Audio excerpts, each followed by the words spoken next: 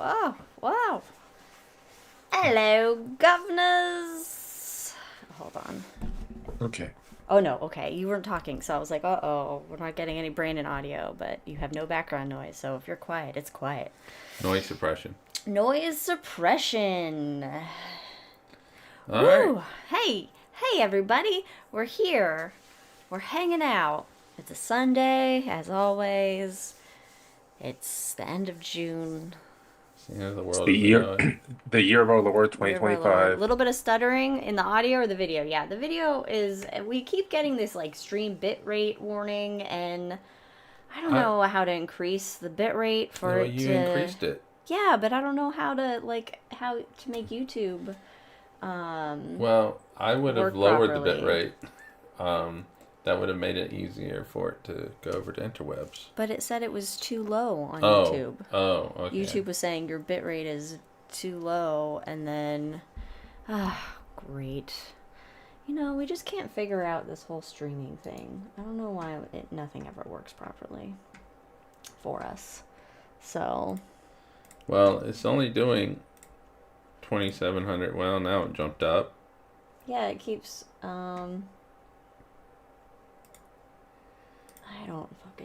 I don't know, mans. Just take it back to that 34 or whatever. What did I have it on? I think it was 34. I don't think it was 34. Well, no, because I had this Oh, it was 40. setting. It was 4,000. 4,000? Okay.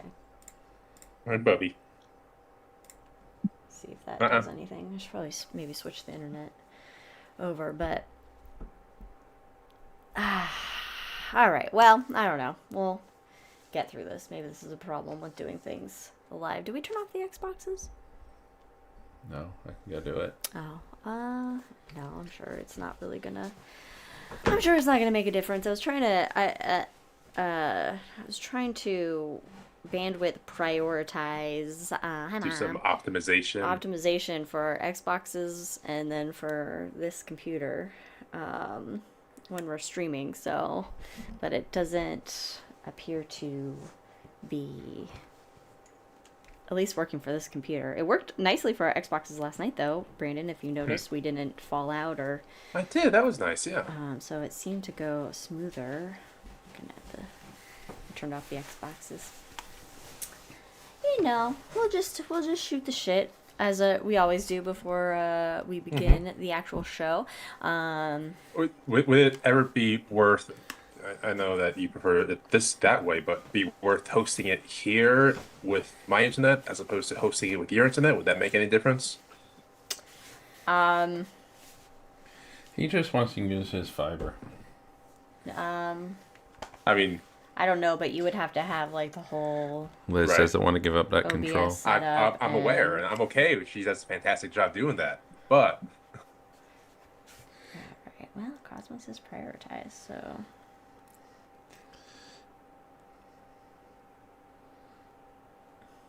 Okay. Anyway. Whatever. Anyway. Brandon, give me a count down. in 5, 4.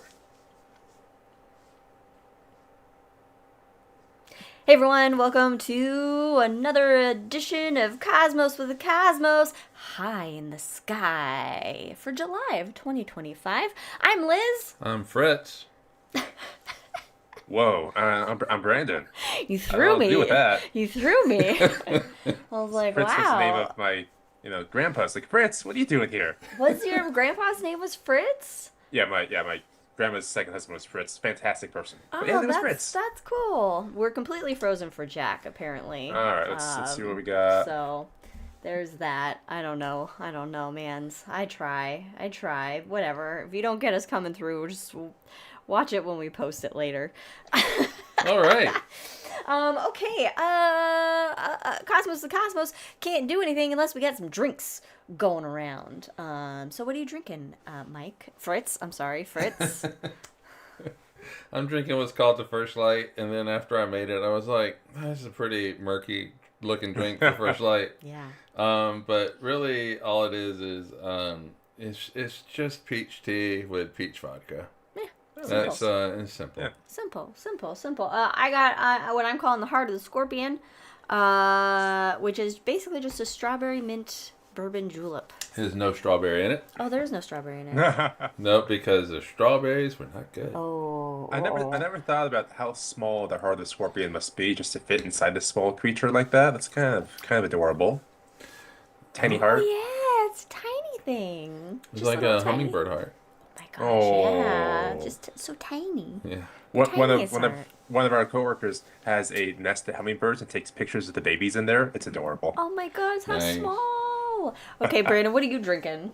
I'm drinking another simple drink, the Burning of the Globe, Ooh. which is not calling out the current world, although it could be. It's actually because on this date in 1611, Shakespeare's globe burned down, Oh, shit. Wow. Okay. Wow, and they rebuilt and it. it's just a simple OJ vodka. I like it. I like it. Oh my gosh, Katie has a hummingbird nest near their kitchen window. That's awesome. Aw.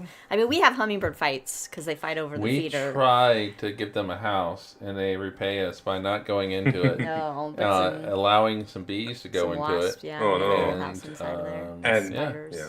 And now that you said Fritz, and now we're talking about hummingbirds, every time my mom sees hummingbird, she swears it's grandma looking. So that's Aw, fun. That's a so fun combo today. sweet. That's nice. Also, speaking of nice drinks, Jack has a watermelon iced tea, which sounds delightful. It is watermelon season since we're in summer. And Katie's going to have a peach white claw soon. All right. All right, I like it. I like it. Well, if you like what we do, or think we're funny, or whatever, want to learn stuff about space, follow us. Follow us on all the things at Drinking Cosmos, Cosmos. You know, you can find us out there on your various platforms of the socials and the podcasts and the Spotifys and the YouTubes and all that good stuff. Also, check out some friends of ours and friends of the show. We got Katie's amazing art, Wildixia, Wildixia on Etsy. You can also find our good buddy, Mr. Ron Proctor, the real Mr. Proctor, on YouTube. He's got some great shit. He did a chicken cast recently, coop cast. That was fun. Taking questions, playing a little cigar box guitars, and chickens clucking away. And of course, if you're in the Council Bluffs, Iowa area, check out our good buddy Jack's Planetarium, rollingbluffsplanetarium.com for more information there. Also, every other Wednesday, if you like your media in short form, check out our episodes of The Shot. Little shots of What? astronomy down your gullet. Every other Wednesday, fun topics we got for you. But if you're watching this show, and you got a drink. It doesn't have to be alcoholic, of course. Whatever you got. If you hear any dogs barking, if we make any nerdy Lord of the Rings or Star Wars references, take a drink. And if a mystical appearance of an Indiana Jones cat comes by, take a drink for him, because he never comes into the room when we're potting. Now you added a qualifier to the rules with any nerdy Lord of the Rings or They're Star Wars reference. all Now, nerdy. no. I think because they are so mainstream at this point, you can give it a brief allusion to it. Like, oh, the Death Star, and no one would think nerd. Now, if you're like, well, technically it's the second Death Star because the first one was blown up during the battle, I think then that would qualify as a nerdy. They're all Or just nerdy. anything. They're all nerdy. Just anything. any Star Wars or Lord of the anything. Rings reference. We'll keep it simple. Keep it simple. Keep it safe. Hey, would a coop cast also be called a cluck cast? Like clucking of Yeah, cluck. chickens?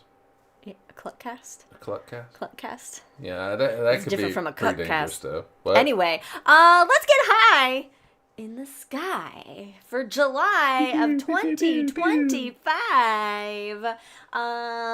Now, okay, in our human lifetimes, as we go through the seasons, the sky is going to basically have the same constellations throughout the whole year at different times of year that they're up and visible, right? Things are moving in space, things are changing, but for our lifetimes, it's not moving fast enough for us to No, notice you would it. need to be like Elrond to see those differences. Yeah, so if you happen upon this episode in the year 2035 or 2225, the sky's going to be pretty similar to what we're talking about now. So it's still going to be relevant All right. in the month of July. And our constellation highlight of this month is Scorpius the scorpion. It's beginning to rise. In fact, I was outside last night. I went to let the dogs out to go potty before bed, and I happened to look over to the south, and I saw Scorpius coming up there. So it's a good one to look for. It's a bright constellation, so you can spot it in light polluted area. Just look for like a big letter J or a big fish hook that has like a bright red star kind of in the middle of it, under that, like, I don't know, bar of the J, whatever you call that bar part, the top part. Anyway, that is Scorpius the scorpion. Its head being that bar part, and then its tail kind of, its body and its tail. The hook as its body and tail. Thank you. That's why I have you here, for better descriptions of things than I'm doing. The main star in Scorpius, that red star that's very noticeable, it is named Antares, which means rival to Mars, because it looks like the planet Mars. Scorpius is a zodiac constellation, means it falls on the ecliptic, which is the path of the sun across the sky. Therefore, the planets also travel along the same path, so sometimes Mars and Antares, its rival, meet up, have a little battle, have a little war up there. Duel. God of War. Duel up there. A duel of fates, if you will. It's a second drink. That's the second drink. You need... I did the wrong button. There we go. It's the button I'm looking for. Liz missed the first drink. She missed the first one. You're too was the first focused on the drink? actual con. I straight up said Elron. Oh. With Elrond eyes. Oh, okay. Yeah. All right. I did miss that. Now, Antares is actually a binary star system. Yeah, I didn't know that. I didn't know that either. I didn't realize that. Oh. I mean, most stars are binary systems or more, but yeah, it's a binary star system. It has a red supergiant and then just a normal main sequence star. The red supergiant, by the way, if it was in the solar system, it would go out to about the asteroid belt. Oh, cool. So it's on the death throes of its life. Meanwhile, there's like if a you little will. planet going around that little main I sequence know. star going, oh, look at that big red star there. Knowing it, And then not knowing it's then- going to be its death one day. They might though. They might be like, my shit. That's how. We got to get the fuck out. That's how the three body problem, right? They had like a star in the sky or something like that. No, I don't remember. It's not a problem, but... well, it's not a three body problem. I'm just saying, in the three body problem, they had to leave because. Oh, planet yeah. because Different there was circumstances, but yes. yes. So they might be trying to, figure out a way to get out of there. Anyway, in Scorpius, there are some deep space objects, of course. There's deep space objects fucking everywhere up in the sky. Usually you need a telescope to see them. Some you can see with binoculars. The ones that I decided to highlight here because they're cool, the Butterfly Cluster, aka Messier 6. It's an open cluster of stars that looks like a butterfly, basically. The stars kind of make like a little outline of a butterfly. I bet you I could fly twice high. You could, like a book? Butterfly in the sky. Yeah, Read we'll a get there. book. We'll get there. It's 1.59 light years away. From what? Us. It's From close. us? That That's can't be insanely right. close. That can't be That's right. not That right. can't be right. No. Is that like No. 15.9?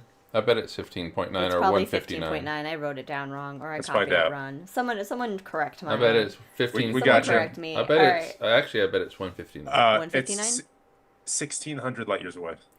Oh, yeah. Oh, okay. So I 15. 15 1,590 like and 1,590. I we see got where I went all wrong there. kinds of issues with that. That's probably like kilolight years. Oh, see, and now this is It like was the European. kilo- They use maybe the it was decimal kilo- instead of the comma. Maybe it was kilolight years, and I just didn't. That left makes the more K sense. off. Yeah. All right. The next one is Messier 80, which is a globular cluster, and this is 33,000 light years away. sounds That right. makes That sounds right. sense. An old big cluster of stars is what a globular cluster is, usually hanging out in what is called the halo of our galaxy, sort of outside the spiral disk.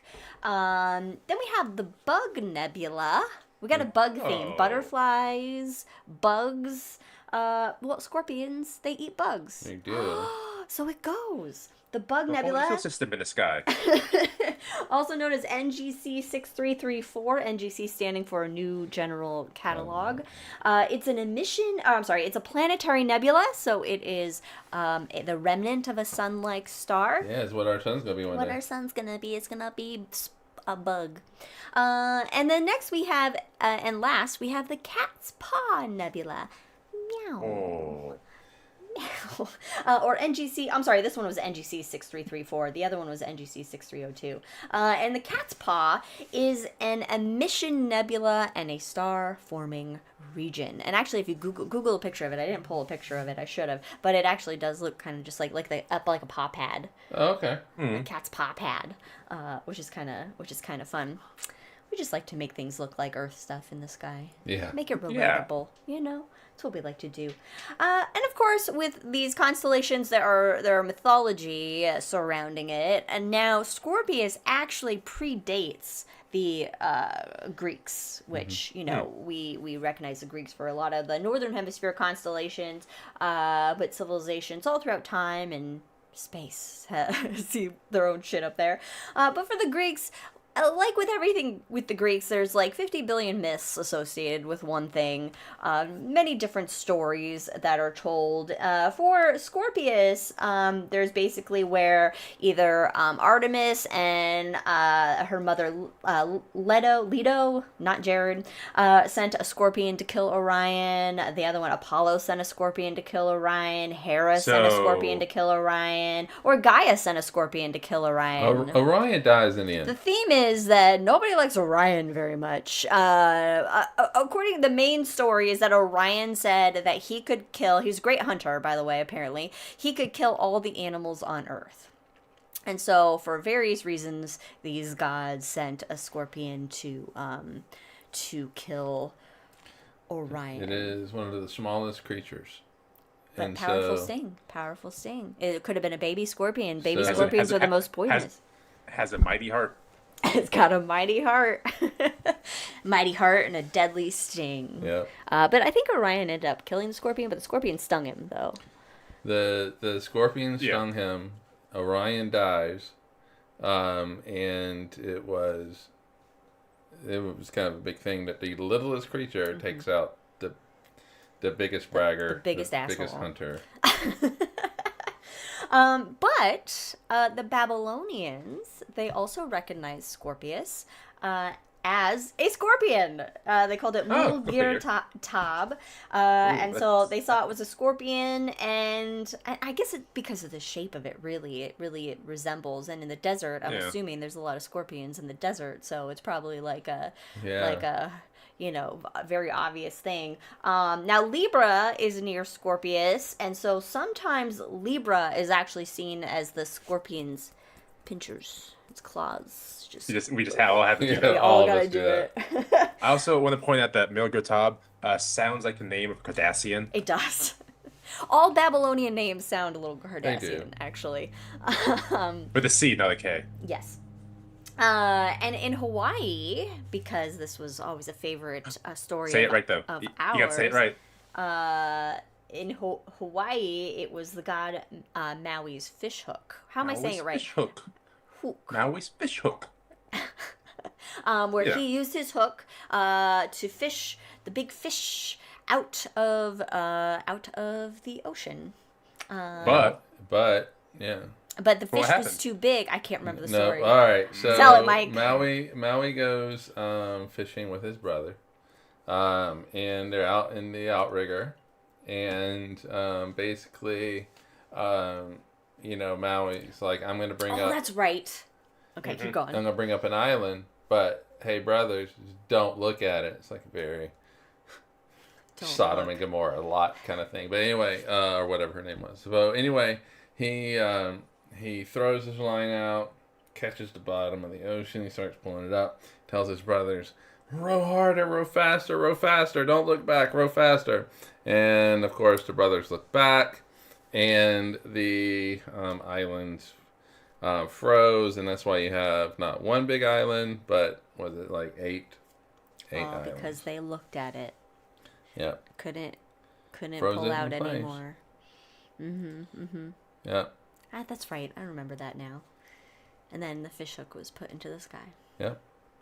Cool. The trickster. He was a trickster. Oh my. It was the Loki. He was the Loki of Hawaii. Of the Hawaiians, of the Polynesians, the Loki. So those are some fun stories about Maui's fishhook. So go outside, look to the south. Well, if it's earlier in the evening, the south sun rises in the east, and look for. It's a big constellation. It's a huge constellation. So it takes up a good chunk of the sky, and it's easy to spot. But for July, we got more than just the Maui's fishhook up there, or Scorpius the scorpion, however you want to look at it. We got, a whole sky full of stuff, such as planets. Yeah. Planets, And good stuff, whole planets. There will be some planets up in July, especially a very hard to spot planet named Mercury, closest planet to the sun. July 1st through 8th, it'll be up in the early evening, about 40 to 45 minutes after sunset. So you want to look, we might have a shot. So look for it during that time. Venus, the hottest planet in the solar system, will be visible 30 minutes before sunrise in the east all month long. You have a 100% shot. Venus is so bright. It is bright, but it's pretty low on the horizon, I think. So it depends on kind of what's on the horizon. So maybe we don't have a shot. But also, if you want to get up 30 minutes before sunrise, it's up to you.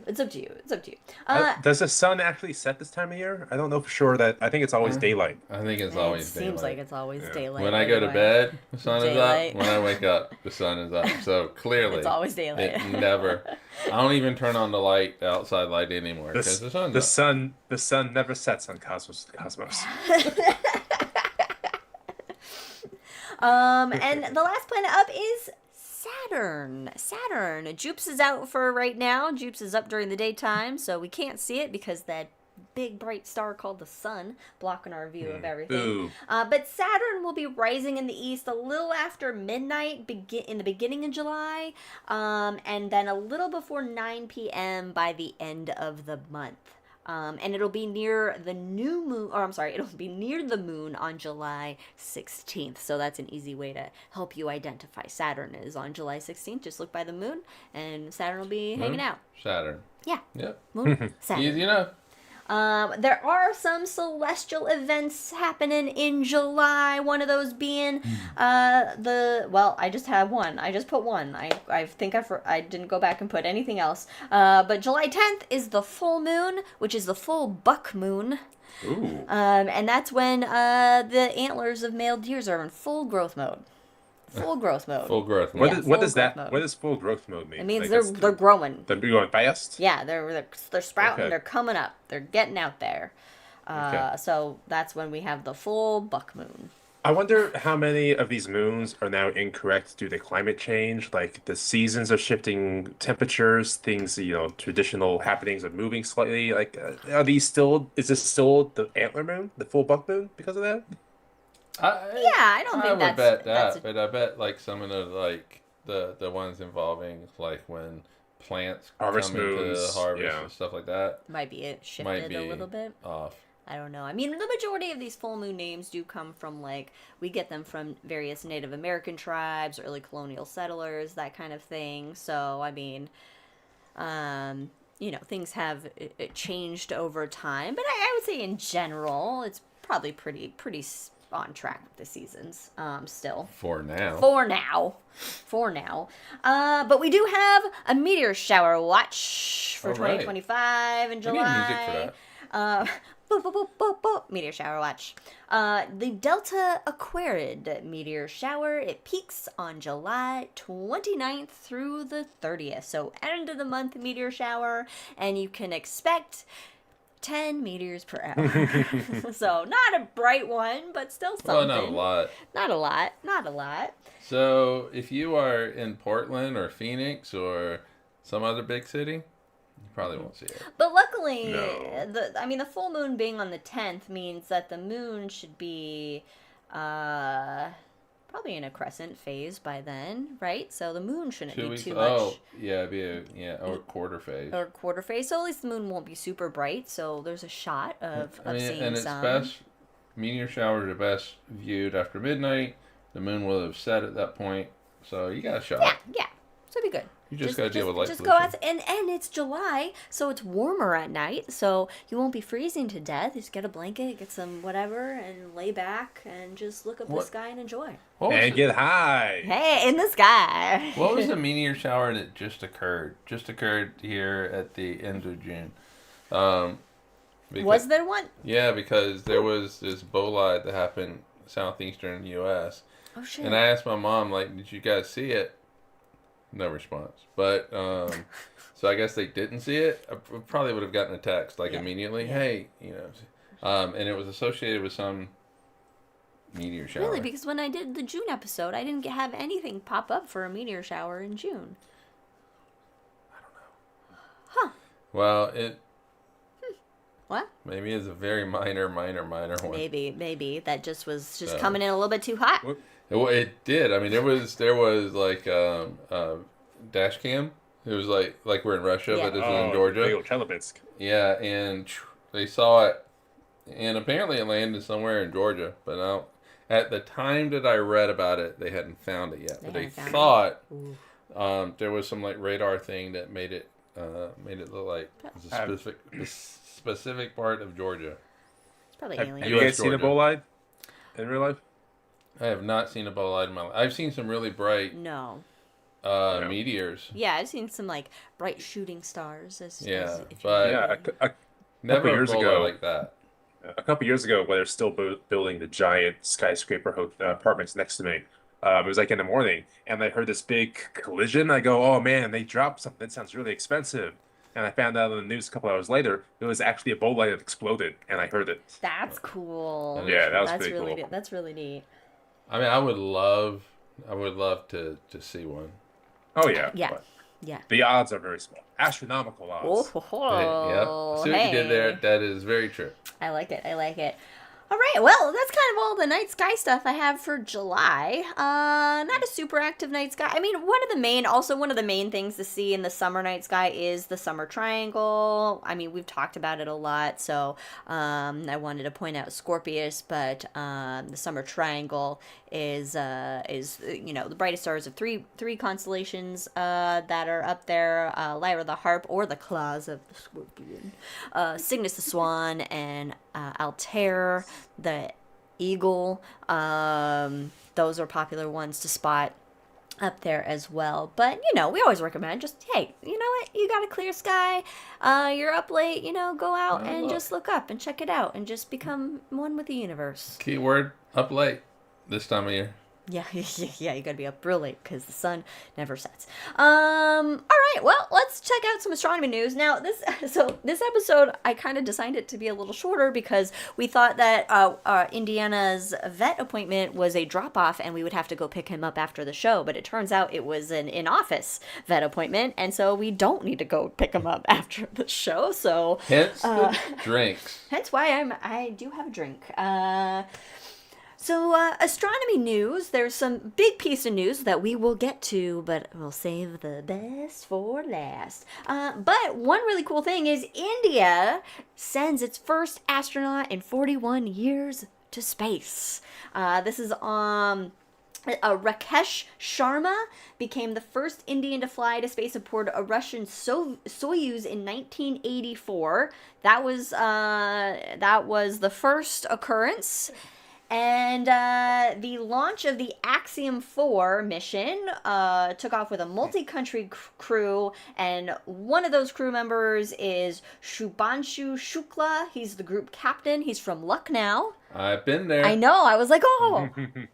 And the Indian Space Agency, called ISRO, they spent $59 million to reserve a seat for him on the Axiom 4. That's about the running, yeah. Yeah, this is a private commercial believe- flight. It's I not. believe that one also had Peggy Winston on board, It former did, NASA yes. astronaut. Yeah. Yes. So, Shukla, he was the pilot of the mission. And actually, the crew is doing over 60 science experiments. They went to the ISS, and 7 of those experiments are from India.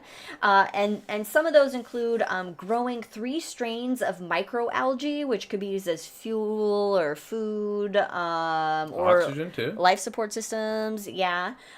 Investigate. This is Brandon's favorite. Investigate how tardigrades do in space. You know, we haven't brought that up in about a year. But now that we're on it, let me tell you about tardigrades in space and why they don't belong Nope. there. And they're It also just gonna sounds like it's like, you know, like a 1950s tardigrades in space. Totally 50s sci-fi esque. And then they're also going to look at like the impact of spaceflight on 6 varieties of crop seeds. Okay. So that's fun. So there's some stuff going on. It's not just a tourist flight to the ISS, but congratulations to Shubhanshu Shukla for being basically, he's actually the first Indian astronaut on the ISS. Oh, okay. And the second that India has sent to space. So I gotta answer a question in the chat. okay. How was luck now? How was luck now? 20 trillion people. Ha! Well, you're in India, so Amazing food. Everybody really nice. I was there in wedding season. I could not get a hotel at first. They got me in a place that was was that really like it was the crappy one? worst place that I had ever stayed at. I mean, ever. Take the worst place that you've ever stayed and just reduce it by a trillion. Oh, wow, that's pretty bad, Mike. Yeah, it was terrible. But anyway, you know, there are no rules when it comes to driving. No, suggestions. Yeah, it seems to be in a lot of countries. The best way I say it with traffic over there is it's like those biology videos of bloodstreams and blood cells and just seeing them all just navigate somehow together and they all get there, but it's chaos. Yeah, it's complete chaos. But as always with India, the 2 times I've been, everybody amazingly nice. Will do anything for you. They take care of you, and the food is just it's amazing. It's I mean, if you ever have a chance to eat authentic Indian food, which generally I think if you just go to an Indian restaurant, Yeah, it's probably it's gonna be. But when you're in India, avoid the chutney. Avoid the chutney. Avoid the chutney for the first time. Is that just because of your tummy? When I was No, because it's a fucking natural diuretic, and they didn't tell me that until afterwards. Oh, really? Okay. Yeah. when I was in Hyderabad, Hyderabad is kind of a central southern India, and it is where our agent there said this is where all the spices come in. Oh. And so they kind of all meet in Hyderabad, and you can just get all kinds of amazing flavors and all that. And so Wow. if you ever have a chance to go to India, go to India. Yeah. It's a long trip, though. Very long trip. Yeah. Apparently, we're freezing up every 2 seconds, but you know, look, it's just I don't know. It is what it is. I don't know. It is what it is. We're not professionals here. Okay, so okay, India. All right, next one, just a short an update, if you will, because I think this might have been in an episode last year, where astronomers. Brandon's been raptured. He's gone. Yeah, well, he's a sinner. Where astronomers basically discovered a fast radio burst, what they thought was an FRB coming from deep out in space, but it turns out it was actually a dead NASA satellite. Not far at all. Not far at all. Yeah, the dead satellite was called Relay 2. And when they did some further research into this a supposed fast radio burst, they found that it was actually just basically right where the satellite was. And they were like, oh, okay. But hey, that just shows you scientists debunk themselves, you know? Yeah. That's why further research is always needed. Always needed. So update to that, just because I thought it was funny. All right. James Webb Space Telescope. Hey. It's doing it again. It's doing its thing, what it's supposed to thing. do, which is breaking barriers, discovering new shit, and it has, for its first time, directly imaged an exoplanet. So it's taken a picture of it. In fact, I do have a picture of said exoplanet here. Is it that star? It is not. The star is where the star is, and then that orange blob, that is the planet. There's 2 orange blobs. There's one. Okay, it's the one closer to the star, I believe. So this is the first direct exoplanet image for James Webb. This comes from the Centre National de la Recherche Scientifique in Paris. So the Paris National Research Science Facility, whatever, I don't know whatever that is in French. The star is TWA-7, which was that an airline? National Research Center of National Research. Scientific Research, National Center of Scientific Research, maybe. Mm-hmm. Yeah. In collaboration with the Center for Extragalactic Astronomy at Durham University, England, a telescopic attachment for MIRI, which is on Webb, kind of functions like a coronagraph, so it can block out the intense light of the central star to see what's hanging out near the star. And in doing this, they discovered TWA-7b. Sounds like a plane. I know, right? TWA? Yeah. B because an A is reserved for the star, so the exoplanets start with B, and its mass is similar to Saturn, and really what this shows is that James Webb can directly image exoplanets. And that means that we can get more actual pictures of exoplanets coming down the pipeline in the future, which is really neat. We've come a long way because the main way of discovering exoplanets has been basically looking at, say, the light of the star and then seeing if the starlight dips in regular intervals and then having a certain number of observed dips in starlight to then confirm that a star is there, or looking at like a wobble of a star from planets that are orbiting around it and making the star kind of do this little wobble because of their gravity interactions. And so it's a lot of like, well, it seems like there's exoplanets there because of these things, but we can't actually see them, and now we can actually see them. Kind of. Like, we're not getting, like, surface images. Yeah. Or atmosphere images of them. Although James Webb can sniff the atmospheres. It can measure the atmosphere, see what's in the atmosphere. But we're not going to be seeing any pictures like Jupiter or Saturn. I wonder how many people are going to take us literal. It doesn't have a nose. It can't smell it. No, it does. It's like in a... it comes out of the... Yeah, it has a nose that, like, just... If you look closely at the honeycomb structure, the very center, the 2 small holes, those are the nostrils to smell the space stuff. It's actually... They actually repurposed the big nose... This is a very, very...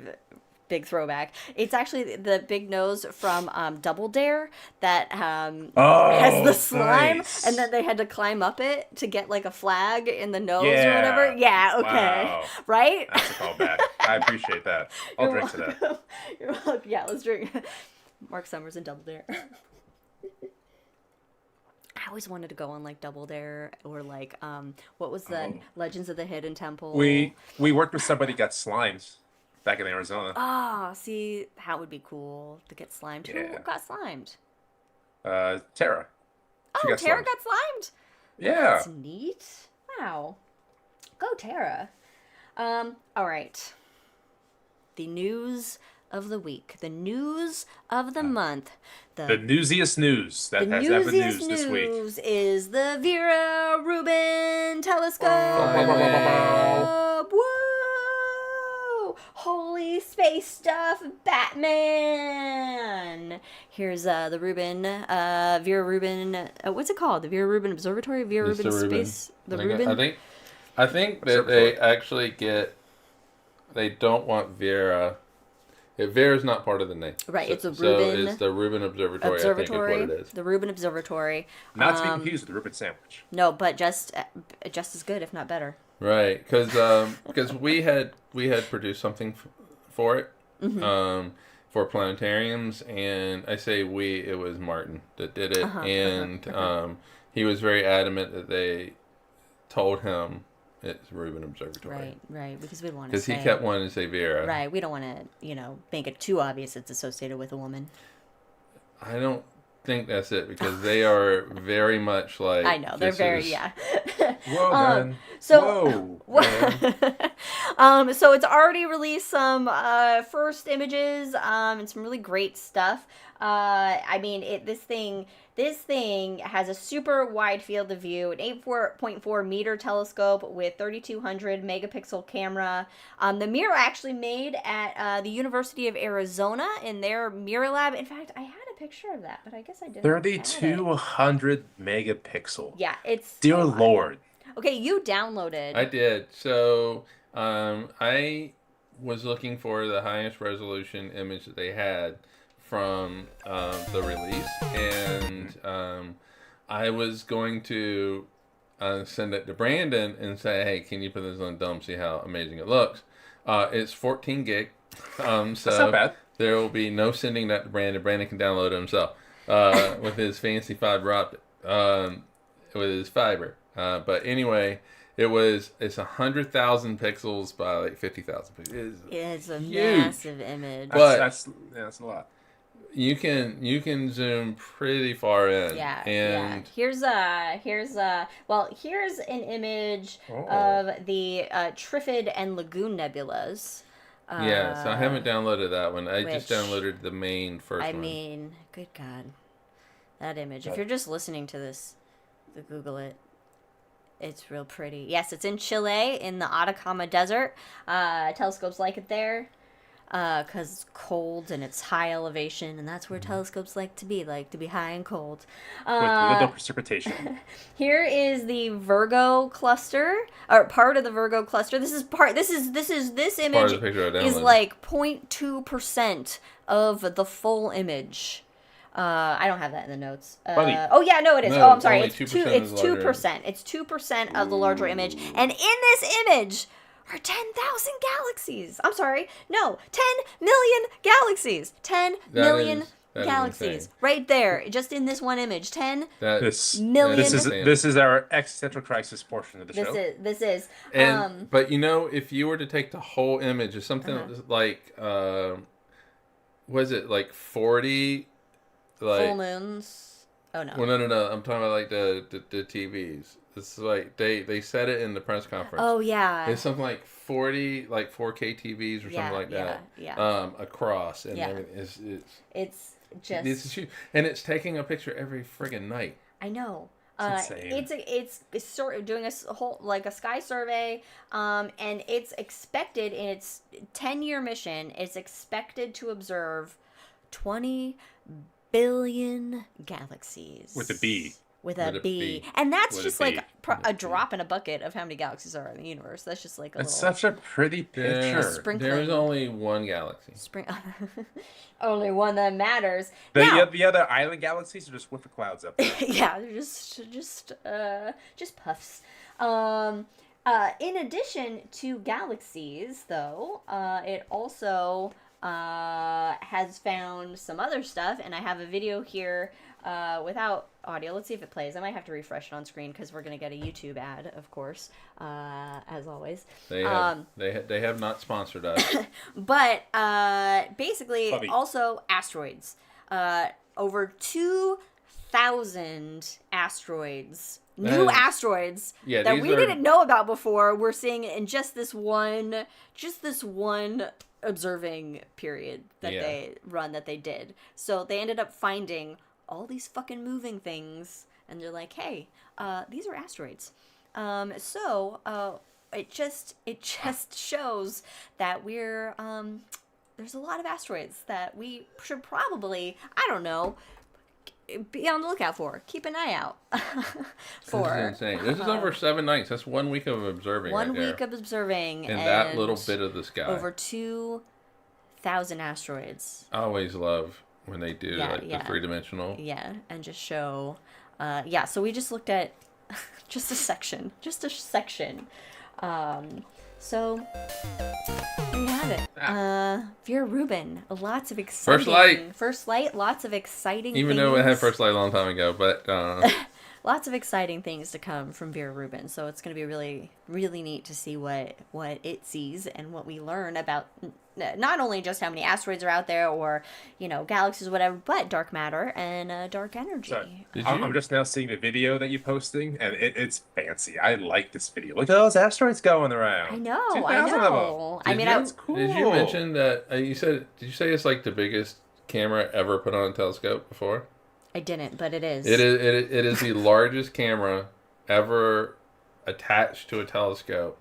I can't remember how big they said it was. It's like a school bus size camera or bigger. Yeah, it's big. It's big. But it's a big boy. It's like the size of the Hubble. They have a camera the size of the Hubble Space Telescope on this telescope.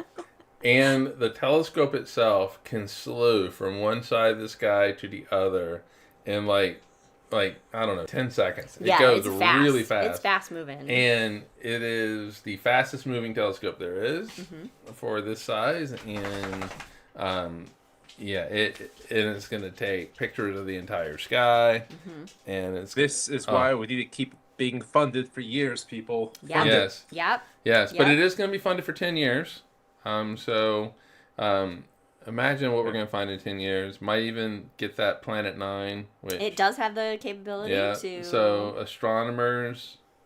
a lot of astronomers are pretty sure that it exists based on stuff that we see and math. Orbits and of orbits. Neptune being all screwy.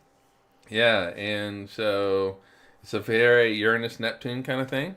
And so hopefully... but for 10 years, it doesn't mean that it's going to shutter in 10 years. It'll just move to a different phase. But so it's going to be very exciting. I mean, think about where we are in time, where we have the Hubble Space Telescope, James Webb. which completely paradigm shifted a lot Yes, with, once they fixed the camera. With technology still from the 70s. Yes. Yeah. And Hubble was launched it went in, 90s? 91, 93? Yeah, it was early 90s. Early 90s, Yeah, launched early 90s, technology 70s, and constructed in the 80s. Really fixed, in 94? Yeah. In 98, just blows up the universe with dark energy. And then, we are landing rovers on other planets. We have left the solar system with the Voyager spacecraft. The James Webb Space Telescope, which is going to revolutionize how we see and understand the universe as well. The Rubin Observatory. It's just all of these amazing technological instruments that we have to see the universe. And now a call to action. Should the newest NASA budget go into effect, we will for the first time have no missions be prepared to go to Mars. We will cancel the Voyager missions. The Hubble severely decreased. We will be in a severe amount of pain. So, call your people. Yes, and that sets we're in a us great back. position Why right even now. cancel Voyager? They're already out there. They don't run off a lot of Well, you still power, have people that are collecting that data and Juno stuff like will that. end early. No, Juno. Juno ends in September. Juno's coming out September. soon, but still. Yeah.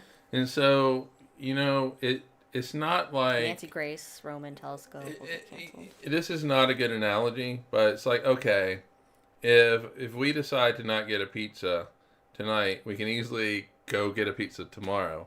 If you cut the budget for all of these, if you slash the budget for all of these things, it's not like you can just pick it up tomorrow. So a new administration comes in, you can't just pick it up. It takes years. It takes and there's a years brain and drain decades. occurring where our best engineers, the best scientists are being poached by the countries that are actually welcoming to science. Go figure that. This is hangover territory, but that same budget has the Space Force budget, I believe, being over $30 billion. Whereas NASA's would be what, 18 billion, the lowest since 1961. Fuck Space Force. Fuck Space Force. And when Space when Force. we are not in the hangover or something like, I need to vent about Space Force for a second. Space Force. Space Force. It will not be in the hangover or in this episode.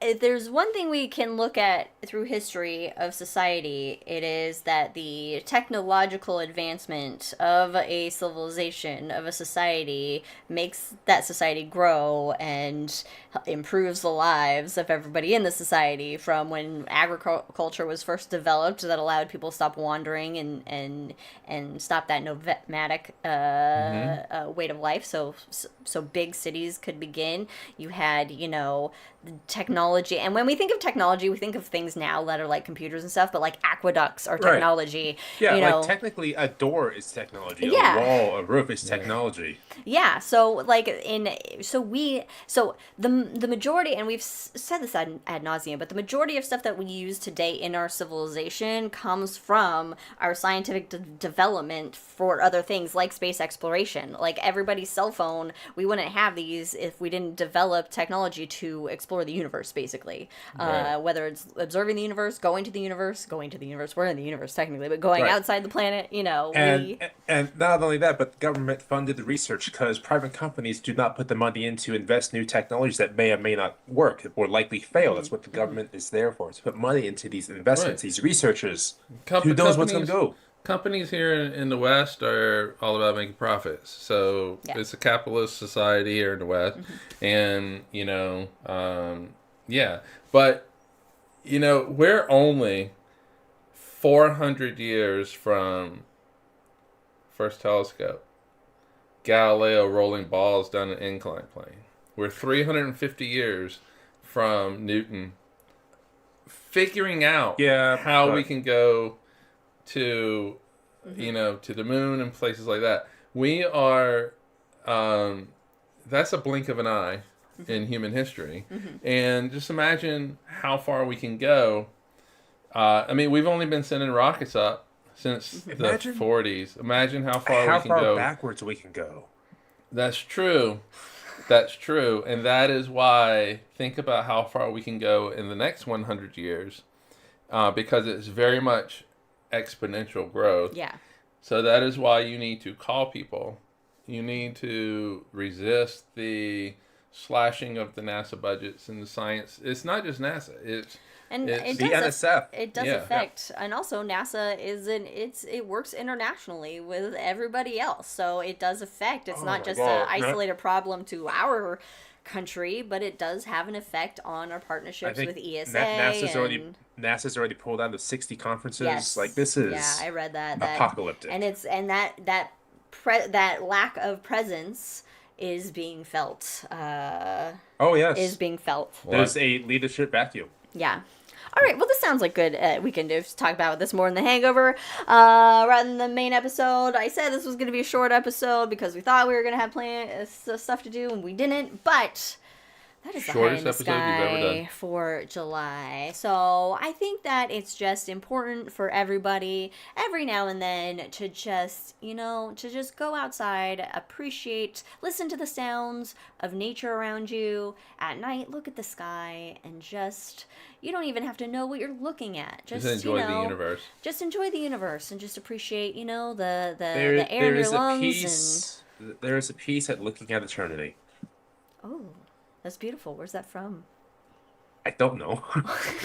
Cite your sources, Brandon. There's a piece. So sometimes you can just say things out of your own. Okay, is that your own, Brandon? I love it. Follow us in all the things. See us in 2 weeks. Brandon said he was going to do that show, so we'll see what he comes up with. Whatever that is, we will find out together, folks. Yay! All right. And of course, if you want to know what shenanigans we get up to after the main episode, then check out The Hangover. But thank you guys for joining us. We will see you next time. Cheers, everybody. And resist. Mr. Baggins. If you're with us now, chill out. Stick around for The Hangover. We'll be right back.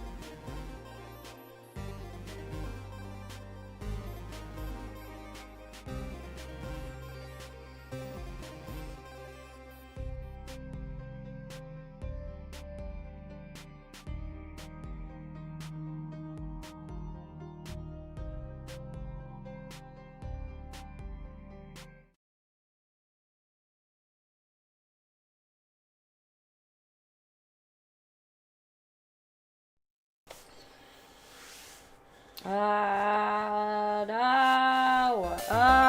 Gosh. Shoot. My button. I really need to memorize where these buttons are. Figure out these buttons. I always mess up the buttons. Anyway, welcome to the Hangover with Cosmos. Welcome. This is the second part of the Hangover because we started the Hangover in the main episode. Oh yeah, we kind of did. We got a little bit of went on a little bit of our soapbox, little ranting, but that's okay. The main episode. Yeah, sorry. I just want to say, hey Tyler. Hey It's been Tyler. years Oh my and God, years. Tyler! I'm glad it warms the little corner of his heart. Yeah, I'm glad with His I know little scorpion, tiny heart. yes, we're Oh, I bet he's got big heart. we're Probably. still having Probably some bigger. buffering issues, but whatever. Anyway, the main episode was High in the Sky for July. July, yeah. Of 2025. Lord.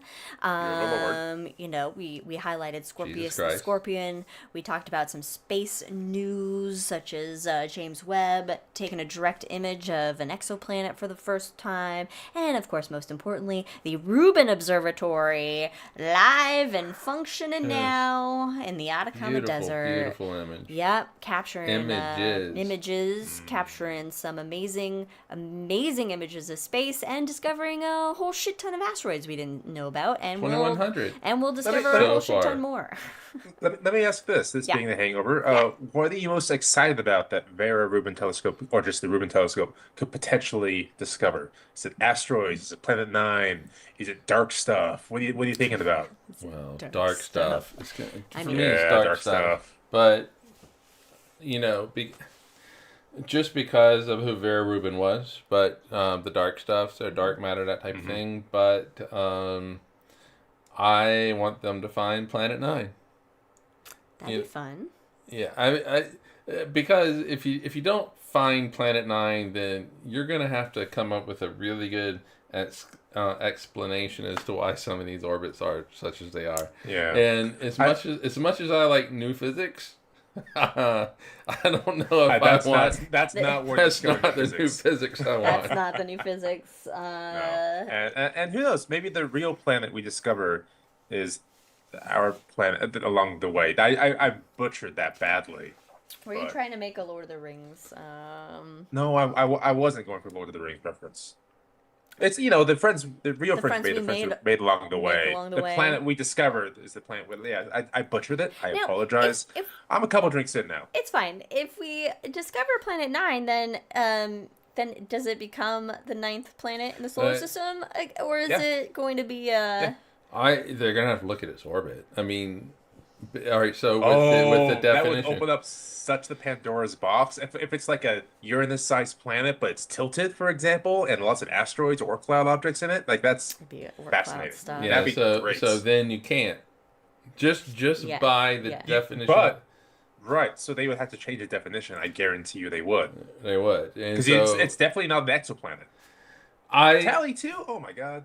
I'm going to say that if you find Planet 9, you really can't call it a planet. If you're in a region where it's going to be pretty damn near impossible for it to clear its orbit. It's most likely No. I think at that point you have to change its definition to a planet. No, okay. If it's a solid-sized object, you have to change the definition. That is wrong. And that's fair. That's fair. Mhm. I would actually love them to be able to put some sort of just way of quantifying things, which has been my beef all along. Oh yeah. And it's like when we had that conversation in Prague with the punk rocker. This was a guy that was actually at the IAU conference that decided that definition. He also played in a punk band in the 80s. In the 80s in Prague under Soviet rule. In Czechoslovakia, now the Czech impressive. Republic, or Czechia, which was under Soviet rule at the time. And so punk was just like, Actually punk. it was actually punk, and he could have been arrested, and thrown in the gulag somewhere. But anyway, he was like the definition. They changed it overnight. or the criteria. They changed the criteria overnight, and And I think do we have an episode or a shot about We that? did. 'Cause remember us, yeah. We talked yeah, something we it's about actually talked it. about Pluto. Yeah, and it's really fascinating history how that conference was put together, not the conference itself, but the last day of voting, how it was put together, who was actually there, who actually voted on it. It's fascinating altogether. Now, Go check that out on our episode on time. Is Planet Nine? Is it there a hypothesis that it was like it's a rogue planet that it was not even formed in our solar system? I haven't heard that it's a rogue planet. If it's an object big enough to change or impact the orbit of Neptune or Uranus, for example, Neptune, it would have to be sizable. So I can't imagine an object that far away without mass being a captured I don't think rogue that planet. I don't think it's impacting Neptune significantly. It's these other Dwarf Oh, planets? that's Dwarf right. planets It's the other that that's are right. it's impacting it. Their orbits. And so mathematically, there's a high chance that there has to be there. So that's why I say it's a very Uranus Neptune type of situation. Mathematical. Mathematical. Yeah. Mathematical. I don't suppose it's possible to have like an what do we call it? An Earth-sized black hole out there, right? Right. Possible. We can have a black hole orbiting the sun, little tiny thing. It's possible. Because that'd be cool. It's possible, but the Alright. mass that you're talking about is bigger than an Earth mass. You're talking. They're Right. saying The mass like has to be big Neptune. enough. You can't have a mass for a black hole that's that. Well, then The mass you itself. open up this whole primordial black holes thing. Yes. And so primordial black holes, small little black holes, massive of a mountain at this point. They came from the primordial ooze. Yeah, and so like the only black holes that primordial black holes that can be in existence from the Big Bang would be about the size of a mountain. So pretty big as far as we're concerned, but, but from my perspective as a person, Right. because they we run into the evaporate. and we run into the same issue as, is a rogue planet of that size. The sun probably can't capture that within orbit. The sun's not going to capture a black hole object sticking in orbit at that distance. This is no way. So Yeah.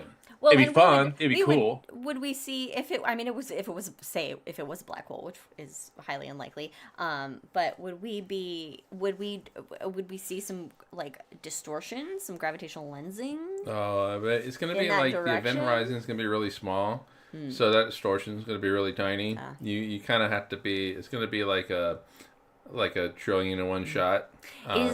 Is there still a concern that CERN could create a black hole by No. accident that swallows the Earth? No.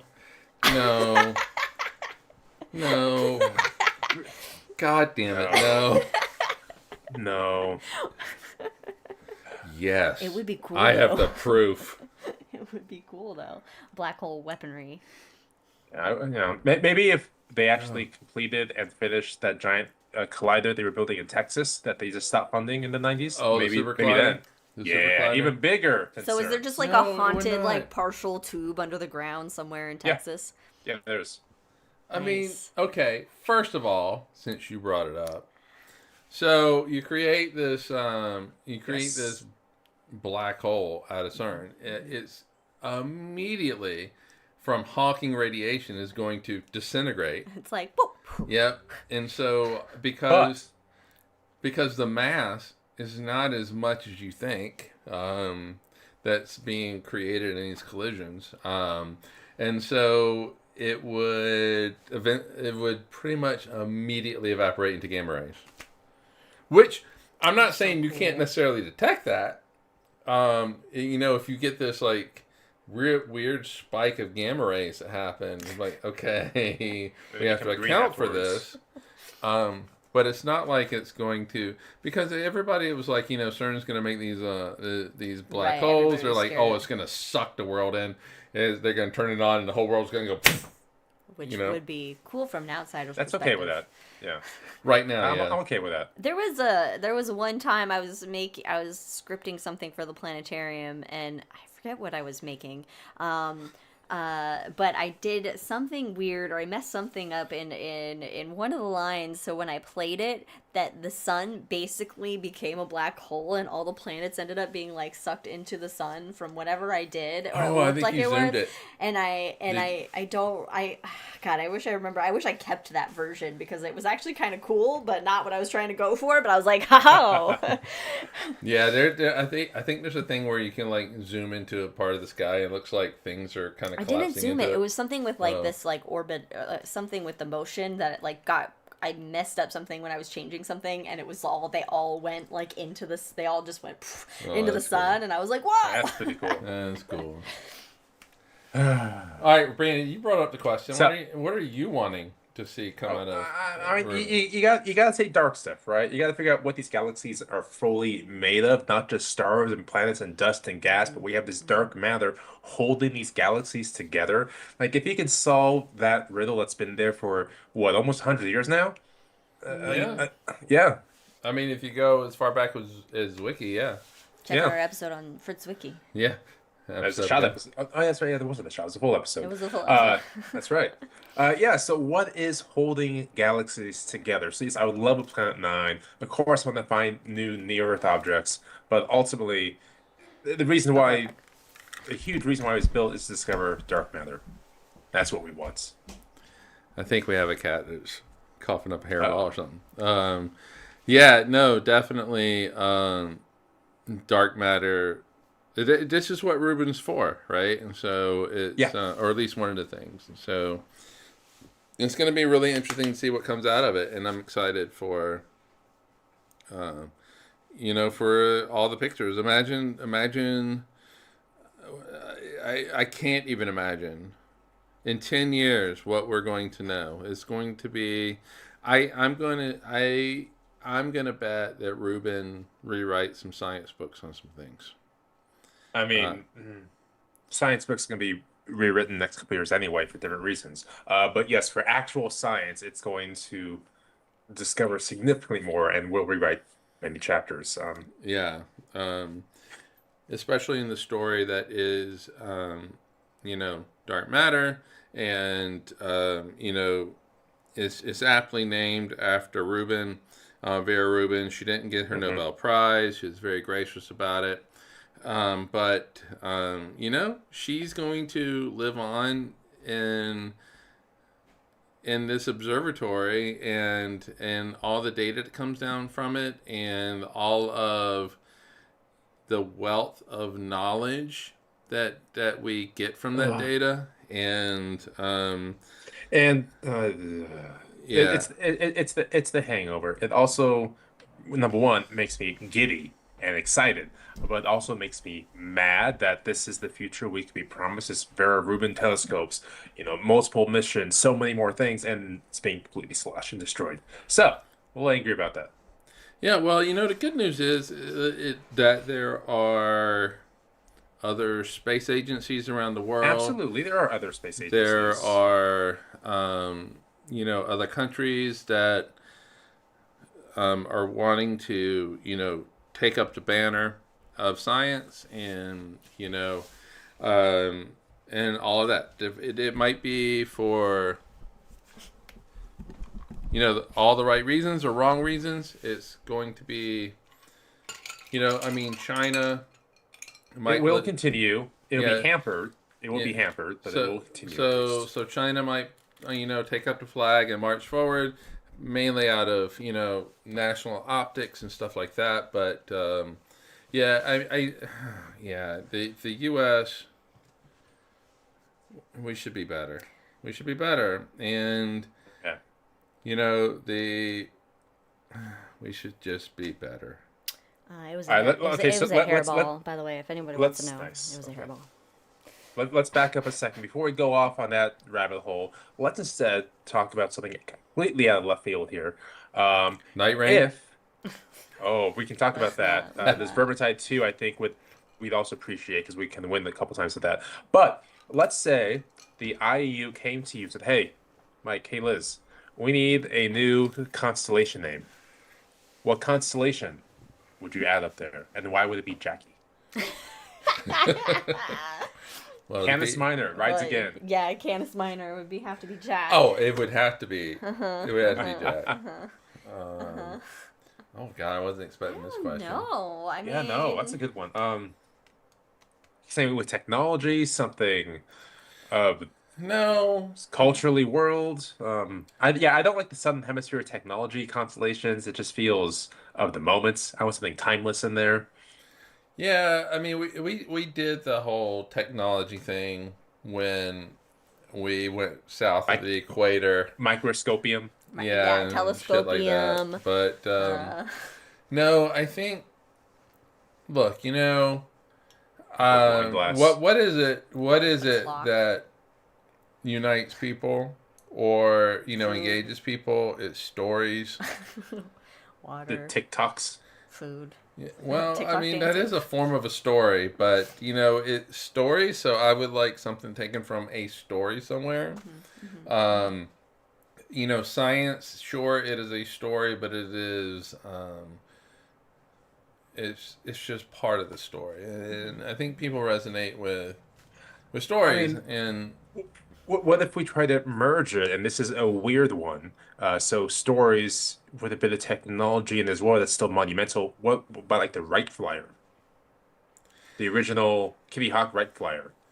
Like that's I don't know if I would put it up there, but it's a thought to talk Yeah, about I mean, you okay, could take what? like Because Aquila, the because eagle, or it something, was or the first time we went into the sky. no, it Powered wasn't. flights. No, it wasn't. Powered flight. Powered. Okay, powered but you flight. can make the argument that hot air balloons, though not powered to flight, is still us taking to the skies. Yeah, And so I meant to say powered flight where we control where we go, yeah, hypothetically. so Wasn't there somebody else that technically isn't there always somebody else that technically does it first before the people that get Uh, famous for whatever the things So are? It's always somebody. there was somebody in Brazil aliens. that was literally like a month later. There was somebody. So it was real close. There was somebody in the Middle East, I think, like in ancient times, that was developing some sort of flight machine. But not machine might be too strong of a word for.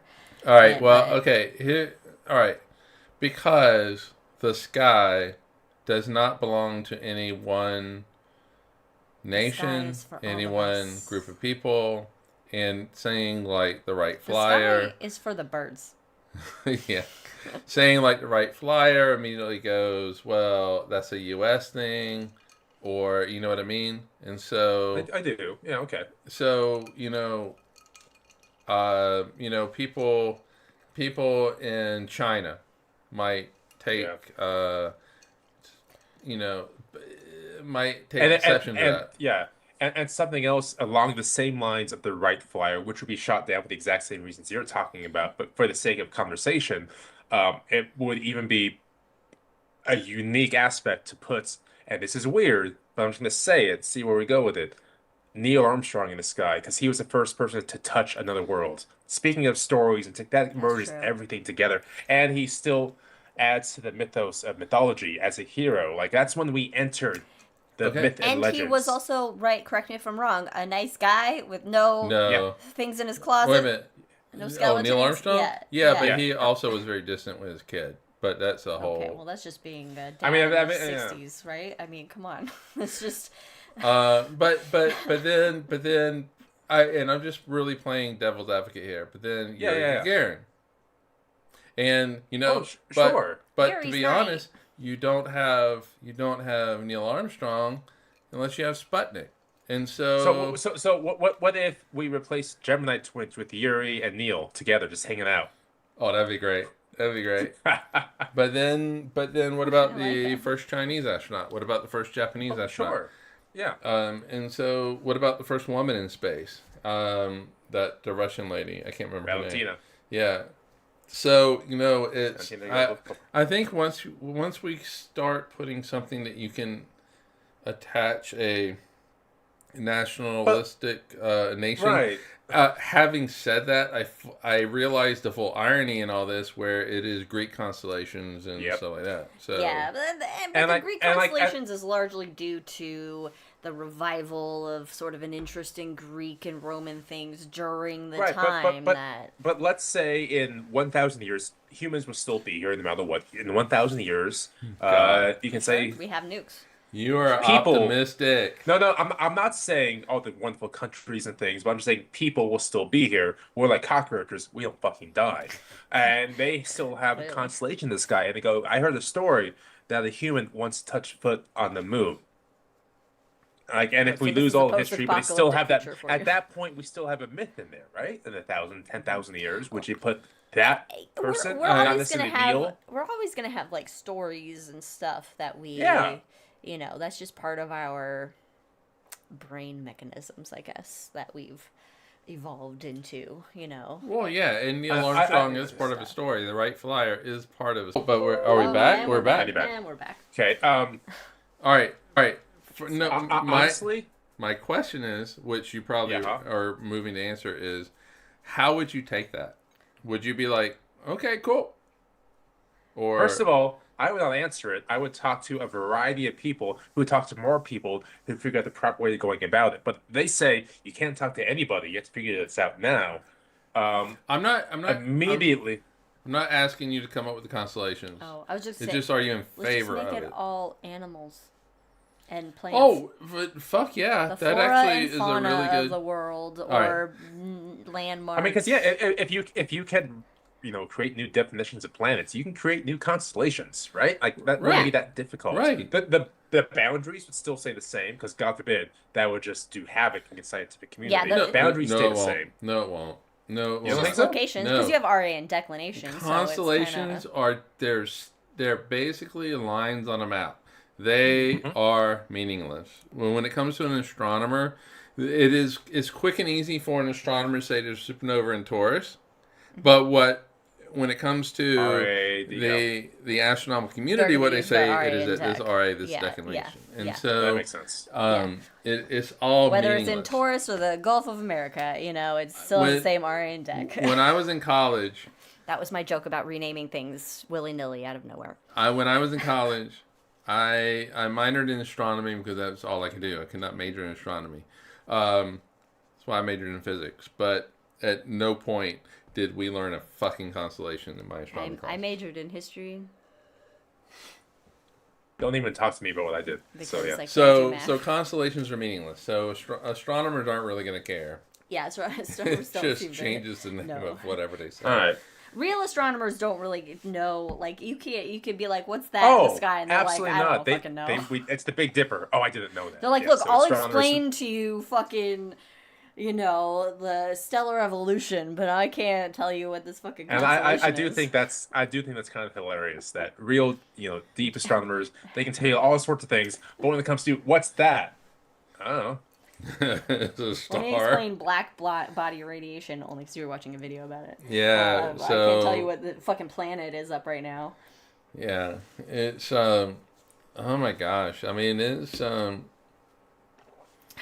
astronomers are just kind of there in their But own you know what? universe. Astronomers, amateur or professional, they all do it in the dark. But and we still got away. Nobody actually said what new constellation they would make.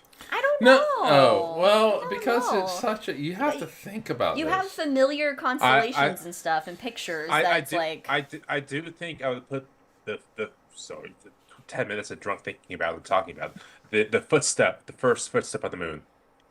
I think that's worthy. Which constellation would that be? Or what grouping of stars? Something in that's the like seventh constellation. Oh, Something the that's Northern stupid. Crown maybe could be a part of a footstep. Oh, you could do Orion with it because I it don't has think the Orion. belt. Orion is Because so. you could do that's like one of the lines in the footprint. Because I mean, if that you would look be at the really good. footprint, Orion. That would be really good. But I Orion is can't no take Neil. Orion. well, if you're gonna change one, you can change any of them. So Yeah, like when I was at Gibbs Planetarium in South Carolina, this dude came up. He said, "I'm part of a group that wants to change Orion to it was either Noah or Moses," and I was like, "Okay," but in my head, it's like, just go fuck yourself. I mean, really, come on. Well, yeah, you could change like Orion, Bootes. Oh, I mentioned black body radiation, and Elizabeth has a question in chat about black body radiation. yeah. Take it Get away, it. fancy physics man. So, all right, black body radiation is where you have an object that will absorb all the energy that comes onto it, and it then emits radiation out based on its Like a temperature. toxic relationship. Yeah. It absorbs the energy and emits sadness out. It absorbs 100% of energy. It emits 100% of its energy. So, in the late 1800s, in the early 1900s, they figured out a way of making a black body, which is to take basically it's an oven, and so a big box that you can heat up, and you cut a little hole in it. Yes. And so that box absorbs all of the heat and energy, and it emits everything through that little tiny hole. Okay. And you're able to then look, and I say late 1800s, early 1900s, because at this point we're able to have a little bit of technology where you're able to kind of look at that spectrum. And Thanks, Newts. what they were noticing was that so you get this curve. If you look at how much radiation is being emitted at a certain wavelength, and you plot it on a graph, and then you look at another wavelength, plot it, you get this nice little curve. And it's not a bell curve, but it's kind of right now is the best way of describing it that I think people might understand. It's kind of like squished a little bit to one end and stretched out on the other end. It's a squished and stretched bell curve. And so Max Planck, so before Max Planck, early 1900s, they're like, oh my God, we got to figure out this curve. What is understanding is not actually explaining this curve, and Max Planck came along and he figured out a way to explain it, and quantum mechanics was basically born out of that, and it changed the way we see and understand the universe. Only real bodies have curves. I have a lot of curves. I have too many curves. So in a nutshell, black body radiation. Everybody thanks Fancy Physics Man for that explanation. Jack and Chat. And wait a minute. Oh. And I've had basically 2 drinks trying to explain that, and so I know it is not clear at all in any kind of way. But yeah, the black body radiation is how you got quantum mechanics. Jack in Chat says, going back to constellation naming, my astronomy program only taught us constellations to show the public a general direction to look at for what we were looking at with telescopes. And that's really kind of what constellations are for astronomers. It's just, you got to find the radio point of this or that. Yeah. It's just lines on a map. Yeah. That's all it is. It's like, it's near Taurus. Like when I say, on July 16th, Saturn will be by the moon. And being like, it's in this constellation, it just gives another reference point of where to look for that object. Yeah. It's a reference. They're reference points, but it's fun to find the constellations when, I don't know, maybe just as a normal person, I don't know if, I can't speak as a professional astronomer or anything, but it's fun to go outside and be like, there's Scorpius is rising now. Or, I used to, there's Sirius, But I would always follow that up, at my Planetarium shows, it's like, hey, look, let's be honest, go out, and make up whatever shit makes sense to you. Make up your own constellations. At the end of the day, it doesn't matter. Most of the constellations were drawn after a night of wine, and so most of them do the not. Night sky used to be the Netflix of the day. Yeah, nights. Yeah, I mean night sky exactly. It was late night HBO. Exactly. Without the static.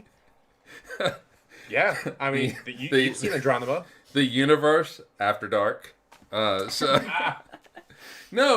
but seriously, people would go out at night. They would look up in the sky and they'd see all these stars. They would tell stories. It is as ancient movie theater. As somebody growing up in modern age with all this light pollution and everything, going out to a remote location for the first time where there are no city lights and you don't really see a glow of a city light, and you look at that night sky and you go, holy shit, what Do you remember the first time you saw the Milky Way and recognized it as the Yes, Milky Way? yes, it was at I Alamo do. Lake State Yeah. Park. I was 20. Uh-huh. It was I was like in New Hampshire. it was like overwhelming. It was very I, powerful. God, I remember looking at the sky thinking, man, the sky is great. It would be so fantastic if that clump of clouds would get out of the way. And then you And were then like, after a while, it dawned on me, holy shit, because I grew up in Phoenix. We had like 6 stars in the helicopter. And suddenly there's this huge cloud in the center of the sky. Man, it'd be great if it got out of the way. And then slowly, Yeah. oh my God. Yeah. yeah, and I think that today it's like most people don't, because I think the majority of people, they're not really thinking about the night sky. They're not really going to planetariums No. necessarily, or it's No. something that you did on a field trip as a kid and then you didn't, you know, it's a fond memory or And something. now it's you know, Pink Floyd, yeah. you know, yeah, like most people don't really know what the night sky should look like. No. And even if you're interested in astronomy, when you know, I mean, I think that when you actually see it for, you know, what it should look like, at least the best it can look like wherever you are, because there was still a little bit of a Phoenix glow even from Alamo Lake State Yeah. Park, Oh, just a Sorry little about bit, that. but yeah, it's your fault. You know, it is really a I don't know. It's just, it's something like transcendent about it where you're like, just like, wow, it's absolutely gorgeous.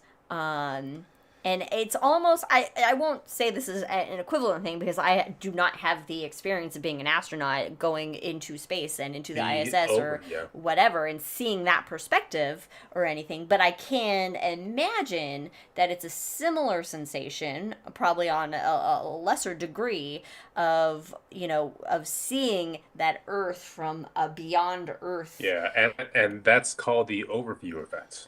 Yeah, it's just like, wow, like there's so much more Right. than the pettiness that we. Right. It's like there's an astronaut that after being up in space and seeing the planets with no boundaries, no borders, just this blue marble, saying, "I wanted to take a politician by the scruff of his neck and say, look at that, you son of a bitch." Yes, yes. Yeah. It's. Yeah. Yeah, let's take Trump up, but also just kick him out there. On the starship. Sorry, who said that? Just also, yeah. You know, but it's. Yeah. The night sky is what unites us all. And, you know, no, seriously. It is what. No, I'm agreeing with you. Yeah, and I think, I firmly believe this. I have never done this, but I firmly believe this. Where we live, we have, we have a bunch of Trump supporters. And I do think, well, what was the guy's name? Our neighbor? He moved. We don't need to name him, but let's just Well, call him. all right, well, isn't it? Edward. We'll call Edward. him. Edward. Let's call him Andy. Andy. Okay. Andy. It's close to that. Yeah, okay. Yeah. Andy was in our neighborhood. He's moved. Yeah. He's in He's another a nice guy. another He brought state me. now. He brought me. What's that dish?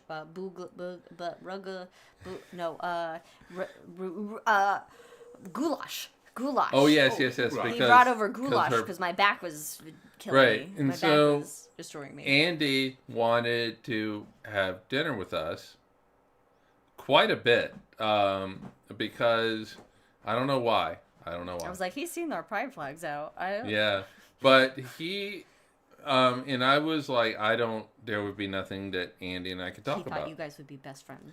He thought we could be best friends, and I'm not really sure why. Because we have two different pride flags out, and obviously he noticed neither one of them. But anyway, I do think though that you could take somebody like Andy, and you could go out and you could look at the night sky. You can look at the universe above your head, and this is what connects us. We're connected by two things. I think we're connected by two things in life.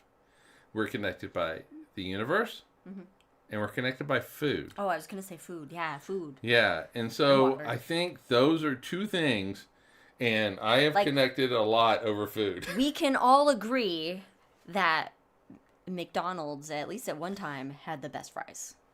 Yeah. Whether they do now, I think I don't know. Apparently, there's disagreement. We don't eat at McDonald's a lot We now. don't eat at McDonald's. But at When's one the point, last I time think we went to everybody in the McDonald's? world can agree McDonald's had the best fries. They're shitty fries, but they're the best fries. Yeah, it's been so long since we've been at McDonald's and gotten fries. But yeah, and so I think that, like, with all the Trumpers here, we could go, okay, we're not going to talk politics. We're not going to talk, we're not going to talk about Trump, whether we like him or not. Let's just talk about the stars over our head for a moment. Mm-hmm. And you know what? I will start the conversation. Mm-hmm. I will say, you see that star right there? Mm-hmm. You think that's a star? It's aliens. That is the planet Venus. Let me tell you about Venus. That's where girls are from. It's we're where hot. girls are from. They might fucking believe that, though. And boys are from Jupiter because we're more stupider. Yeah. And so Venus is second planet from the sun. It's the third brightest object in the sky. Thanks to the Only carbon 100 dioxide. years ago, we thought it was a tropical paradise. Yeah, it's not. Mhm. We thought that you could go there No. and, Sulfuric That's acid eight, rain. eight, and you could live there. 90 years ago, yeah. And then we found out that it has this very thick atmosphere, sulfuric acid atmosphere, which Carbon traps the dioxide. heat from the sun, has a temperature over 900 degrees. Yeah. One of my favorite foods is pizza. How long does it take to cook a pizza on Venus? A large Yes. pizza, 9 seconds. 9 seconds. And so, you know, I think that if we had those conversations, how did it end up behind me? don't know. If we had those conversations, we could unite in such a way that all of this crazy fucking bullshit that's going on right now would. I'm not going to say it's going to disappear, No. because some of this Right. stuff is really policy stuff. Right. But and The religious but- crazy people are going to have a... But at least here in the U.S., it is going to allow a Trumper to see me Well. as, hey, this is a normal person, even though he has 2 pride flags. We're not even going to ask him about the pride flags and what they mean. Hey, this is a normal person, and depending on the conversation, I might see them as kind of a normal person with some really odd ideas. Right. But, Oh, they're just probably just racist. right, unless you're talking to this person who may or may not be a part of my family, but not blood related, thankfully, who does not believe space or those lights are real. In that case, I don't know what the fuck to do. well, there's nothing you can do. There's nothing you can do. But I do think that even Is like, it a tent with the holes poked into it? Oh god, what was it? I don't remember. There's the filaments around the Earth. You can't get above it, and those stars are holograms and shit like that. Oh, so I don't know. That Be- sense because- of because whether- wonder... Right, because whether or not you have $200 billion or you have what I have, and you go out to the middle of nowhere, you look at the stars, me or the richest human to ever exist will never impact those stars. All we can do is look at them, study them, Yeah. and understand that we are all connected because Yeah. of them. and I really want to understand the physics of that. Yeah. Of the universe. And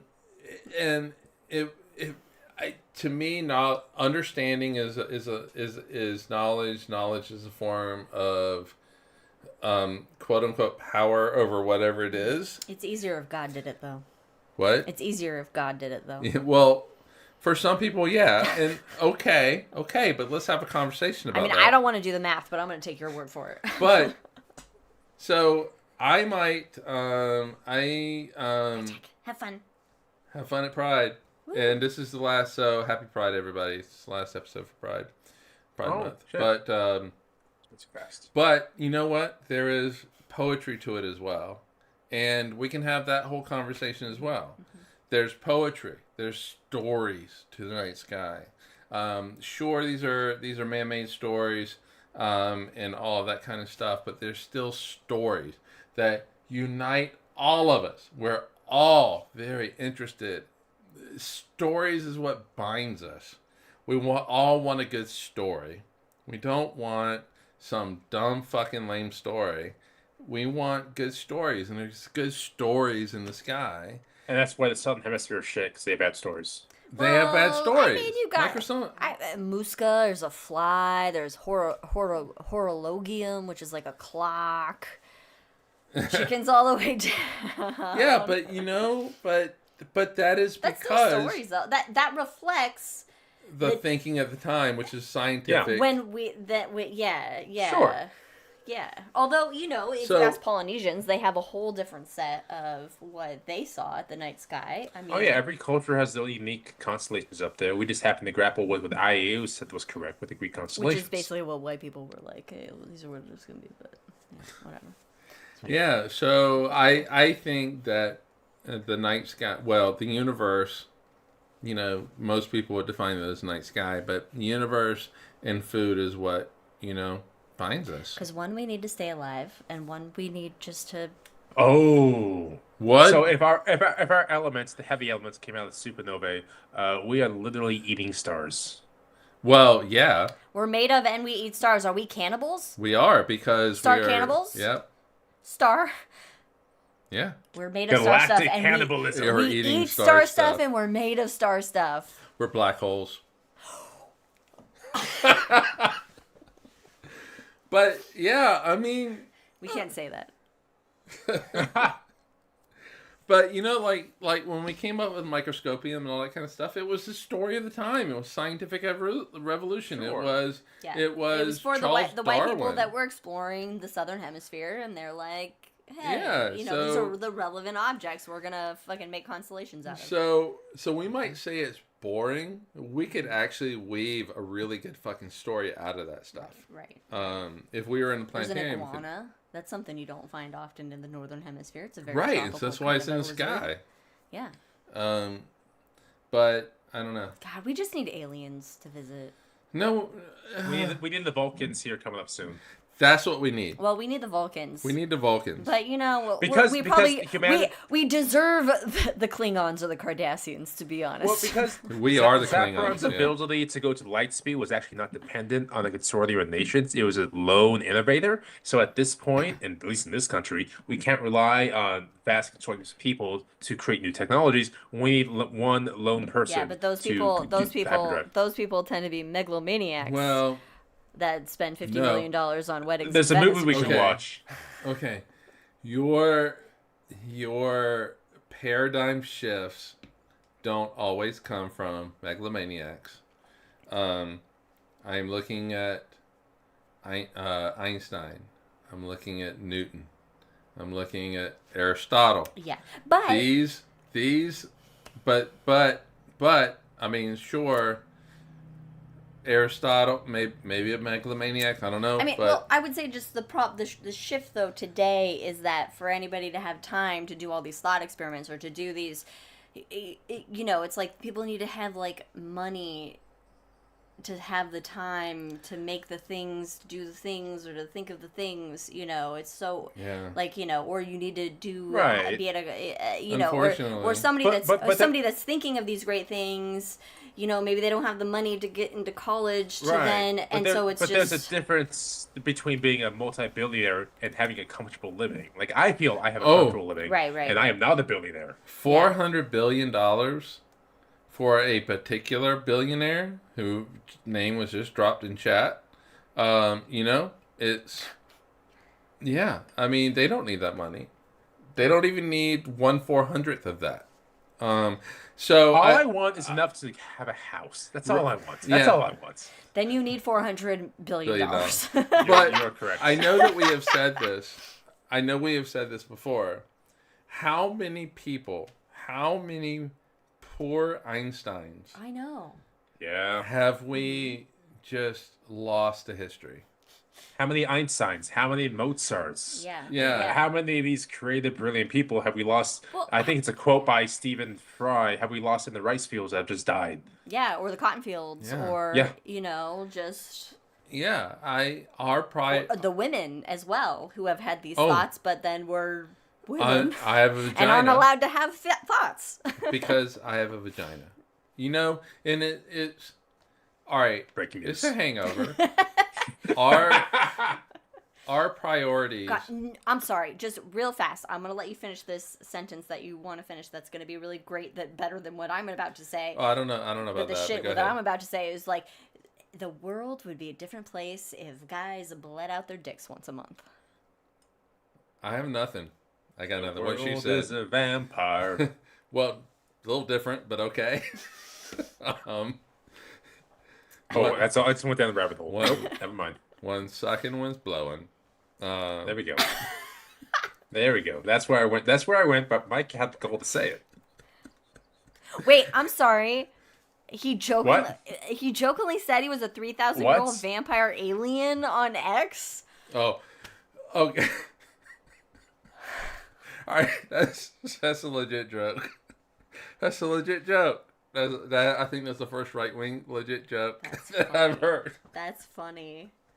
Um, Where's Wesley? Yeah, I don't even nice. remember what I was going to say. So. But yeah, it was gonna be really poetic and nice too. And We I just were ruined gonna with take my- it home and I ruined add it with all my up. crass jokes. No, but I right. like your joke. But All right. I do feel we Tampons should would wrap be up our free. final thoughts here. Okay, all right, oh yes. God, I have no final thoughts because I can't remember the one I just had. Oh, final thoughts. I'm not going to say All right. it's going to be poetic, but It was gonna be elegant at the very least. no, it wasn't going to be bleeding dicks, but no, Bleeding that is dicks. definitely a very true thing. If men had periods, You wouldn't even stuff anything up there because you'd be like, "Fuck no." Oh no! I had to get the shot when I was like 6 months old, and never again. having a period. Yeah, no. No. Cool. I got nothing, man. Or just a lack of food and luck now. No, Yeah, the food. just be. There was plenty of food and luck now for me, anyway. Well, depends on Um, what caste system you're in. yeah, no luck now. Yeah. Oh, I saw an actual monkey on the street in Lucknow. Yeah. It's the first time Oh, I'd when ever I was- seen like Yeah. Just a an monkey? actual monkey, Not in a zoo. not in a zoo. Just like, hey, there's and I was monkeys just around. like, monkeys and Yeah, squirrels. what- Literally, So- when I was in Delhi, we had hundreds of monkeys and dogs all around us. No cats though, because of the monkeys. the dogs were all over the place. What do the monkeys do to the cats? But there's a reason why no cats. Because the monkeys kill the cats? The monkeys get the cats. Well, So I get dropped off at the planetarium, and I'm early, because my driver's just like, we're gonna fucking get there like it's NASCAR. it's like you Mhm. made it. Yeah. They know what they're doing, though. They There know were what they're times doing. where I was like holding on, They just know what they're going, doing. Oh, is insane. It's because the car doesn't have any dents. The driver's still alive, so you figure out he knows what he's doing. So you're just enjoying the ride, and like Jesus Christ, this is insane. Enjoying, kind of a loose word there, but anyway. All right, So I learned to do it. I get dropped off, and I'm walking up towards the entrance and stuff, and there's a little monkey there, and he's walking to me. I'm walking to him. We're looking at each Did other. you shake hands? It was And great. I We were was just like, like, hello, "Hey, sir." buddy, I'm gonna take a picture." Snap, snap, and because nobody will believe it if I were to say it, and then I go into the Careful, you planetarium. could steal your phone. You'd be like, Yeah, I mean, I wanted to bring him home, but no, we can't. nope. All right. All right, Anyway, yes. we have some shots. We gotta do. According Elizabeth in chat, fund NASA. Fund Fund NASA. NASA. Fund NASA more than the military. It's better for everybody involved. But also resist. Resistance is not futile. No. Call your reps. Call your reps. Make your voice 511.org. Is that it? 5calls.org. 511. I don't know what 511 is. 5calls.org. Anyway, cheers, everybody. Wait, We'll are we see you ending in the 2 weeks. episode? Are we ending it? Wait, I got to officially end it. All right. Thanks for everyone for joining us on this episode of The Hangover with Cosmos. It was, I would say this was a fun hangover. We went through It's a a fun lot hangover. of We went through a wild lot of stuff. rides. What was our original Our episode? main episode was High in the Sky for July of 2025, so check that out. And also just check out the night sky and just enjoy being alive and appreciate nature Yeah, and go this out. earth. Go that out, we're take a on. moment, look at the night sky. It will center you. There's not a lot of habitable places on Earth, let alone in the universe. So enjoy it while you're here, and just be kind, be nice, don't be Wait a shitty. minute. Don't be What a is dick. it? Yes. What is it? Don't be Will a dick. Wheaton says, Don't be a I dick. gotcha. Don't be a dick. Hashtag Will Wheaton. Hashtag don't be a dick. Don't be a dick. #resist.